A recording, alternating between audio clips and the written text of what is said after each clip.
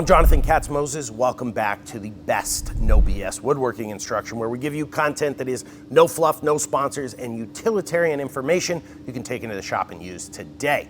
Now, we're going to talk about how to joint a board, how to get it flat, square, and parallel without a jointer. Professionals would typically do this with a jointer and a planer, but for most beginner woodworkers, you have a small space, they're expensive, clunky, and take up a lot of room. Luckily, there's a lot of ways to do this with tools you already have around the shop, like this router table, which I'm going to show you a way that I've never shown in a video before on how to joint an edge.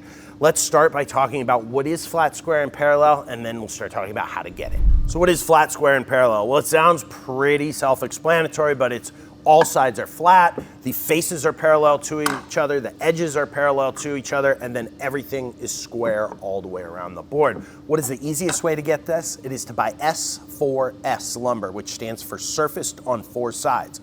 You could buy lumber as rough lumber, S2S, S3S, pretty self-explanatory, but the cost difference between S4S and rough lumber, or S2S, is so significant that it's probably cheaper for you to buy a planer, which is the easiest tool in getting lumber flat. So let's head over to the jointer and let's talk about the goal, and then I'm gonna show you the tools we're gonna use to solve this. Before we talk about alternates to the jointer, let's talk about faces versus edges and the order of operations.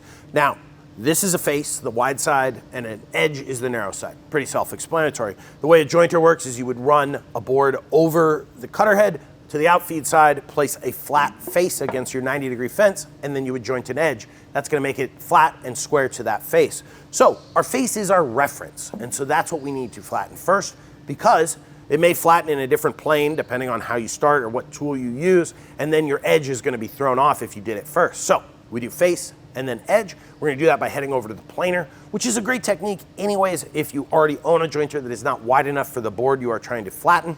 This is a good technique to use. All right, to give you an idea of how to do this, I got the crappiest piece of lumber in my shop, and we're gonna get this flat, square, and parallel. Now, to know how to do this, you gotta understand how a planer works. It references off the bed. The bed is flat, it has two pressure rollers that press down very hard, and then a cutter head in between them. And so anything that is referencing off the bed is gonna be cut at the exact same height of the cutter head. So if your board looks like this on the bottom, that's how the top's gonna look. So to get this cupped and twisted board flat, we need to immobilize it on something flat. And that is where this sled comes in, which looks like this.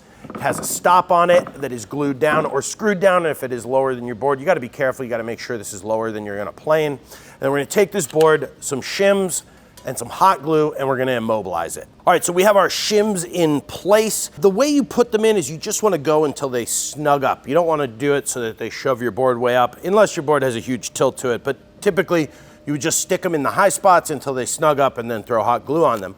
Then we're gonna take marker, and this is gonna help us decide when it is flat. So when all this marker is gone, you'll know your board is flat. And then we're gonna just run it through the planer as normal. And then when all this marker is gone, we know we have one flat side, and we're gonna flip it over, take it off the sled, get rid of the hot glue, and run it through with this face down. Now, one thing you wanna be really careful of is you don't know, this is not flat at all, so you don't know where the high and low spots are. So you wanna run it through your planer, just kind of find the high spot before you turn your planer on. So that way you don't have like one side that takes a little bit and then you get to the end of your board and it's trying to take a ½ inch pass. You pop a breaker, you know, nobody likes that. So let's run this through and get one flat face.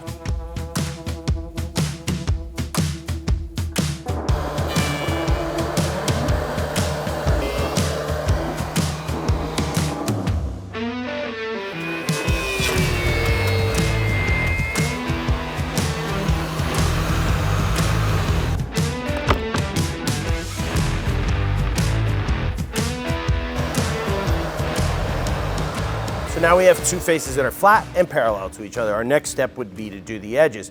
Now there's a couple other ways to do this. One, if it is bigger than your planer, like a slab, you would need to create a sled. And that is essentially a handheld CNC. And the way it works is you create something with two equal sides, something where you can immobilize your board, same way we did on the planer sled with a little hot glue and shims. And you wanna just kind of split the difference, try and get everything sort of the same height, and then a sled for your router. And your router will be able to pass back and forth. In fact, I did it here in this slab flattening video. I'm not gonna do this in my shop because if you do this, try and do it outside if you can. It creates more mess than you could possibly imagine. You do something like this slab flattening bit that we carry here in our store. They come in a variety of shapes and sizes. This one's a great value, but they have tons of them out there. And you're gonna pass your router at a set depth. You're gonna set the depth of your router and not change it.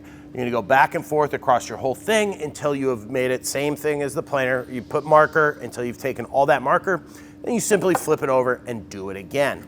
The other way is with hand planes, and that obviously is the way they've been doing it for thousands of years, but man, is it a lot of effort and is definitely the slowest. All right, now this is just a brief overview. I have a great video that I'll link down below. James Wright from Wood by Wright has made some amazing videos that I'll link as well. But the way it works is you immobilize your board on a bench like this. You take your longest hand plane, whatever it might be. This is as long as I get. It's a number 8. And you're gonna take it, or another straight edge. You're gonna kind of look and see. I can tell that we are high on the ends.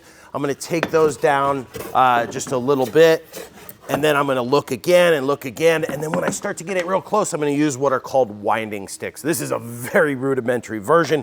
They get real cool. People make them real custom, but essentially it's 2 sticks of equal size, and one is a different color than the other. And the reason you do that, it's sort of like looking out at the horizon, right? If you look out at the horizon and you look down and you look even, you can see when they are different heights. So you can use these and place them all over your board, you know, a little bit farther apart from each other, and you can look down the end and you can see when one corner is higher and all that, and you'll start to kind of take stuff down, and then finally you'll get it flat. Definitely the slowest, but it's the way people have done it for years and years and years, and if you haven't acquired a lot of tools, it's a great way to learn how to use your hand planes. You certainly will get a lot better practicing that.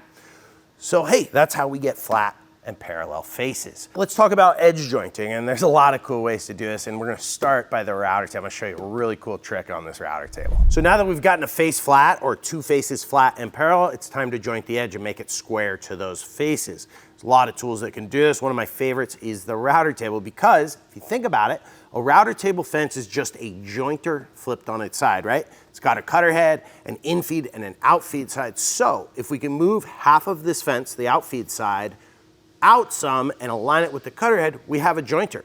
So to show you how to do this, I'm gonna use this really rough sawn piece of maple here. I'm gonna use some blue tape. Now, you could put it on the outside of your fence, or if you have a fence with a removable sacrificial part of the fence, you can put the tape behind it. So I'm gonna do that right now, and I'm gonna show you how I line it up. So just like the jointer, we need to align the furthest portion of our cutter head that is out with the fence. And it's real easy to do if you have a bearing guided bit, or you know, you could do it with a round bit. Just make sure you rotate it so that you're not hitting. And then I take a ruler, a straight edge, put it against that bearing in the fence, and I adjust my fence accordingly. And you can see here, there's a gap between my straight edge and this side of the fence, infeed side, and there's not a gap up here, and that's how we're gonna get our jointed edge.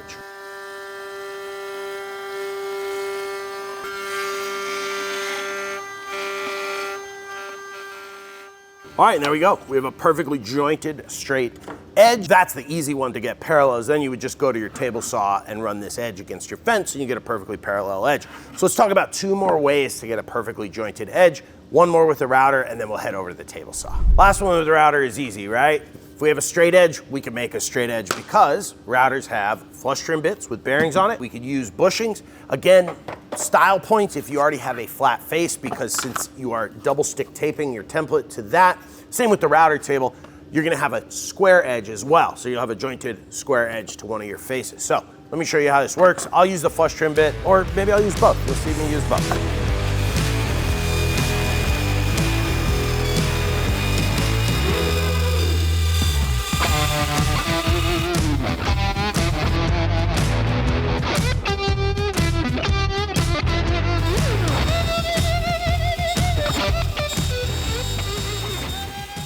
All right, last one at the bench is gonna be a hand plane, and that one's also real simple. Very much like a face, you're gonna use a known flat edge. You're gonna start jointing. Now, a couple tips to give you success and cut down on the frustration here. For every full stroke all the way through that you take a few off the end. There's some physics, which I explained in my hand plane video, I'll link below, where you start to get a trailing edge. The other thing is it's real easy to get out of square, and you may be going this way over here and this way over here, so check square a lot while you're doing it. Lastly, if you really want to, make sure you're square. I made this, God, when I first got started. It's basically just a bunch of magnets at 90 degrees. I got a couple notches for the blade, and it just sticks on like that, and it's gonna hold your plane perfectly square. So the other thing that is really helpful is how you hold your hand. So if you're left-handed, hold your right hand like this. and that keeps your fingers against the edge of the board, and that's gonna keep your plane centered. Same thing over here, so just go until you get a full shaving. Lastly, the table saw. Now, it is dangerous to run an edge that is not straight along your fence, and so for all of these edge joining techniques, your next step would be the fence of the table saw. You take that straight edge and then you rip off a clean edge on the other, which was what makes them parallel. But if you want to do it all on the table saw, you need to start by getting a flat edge. There's a couple ways to do that, but the premise is all the same. And that is you immobilize the board without it being against anything, and you cut off a straight edge. This is the Katz-Moses multi-sled. I'll link plans down for this down in the pinned comment. They're free. It could be something as simple as something that runs against your fence or has a runner, and you use some double stick tape to stick your piece down. But I'm just gonna rip a clean edge. Let me show you how we do it.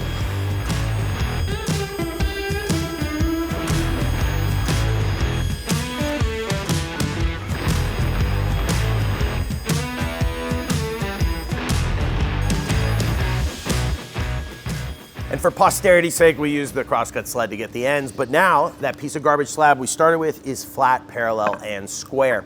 Do you need a joiner? No. Do they save time? Of course, but you can definitely get by with some of the tricks we showed you in this video. Reminder, these videos are only supported by people visiting our website. It's how we can afford to have no sponsors here, no fluff, and no BS. So guys, thanks for watching. Stay safe in the shop. There we go. Nailed it.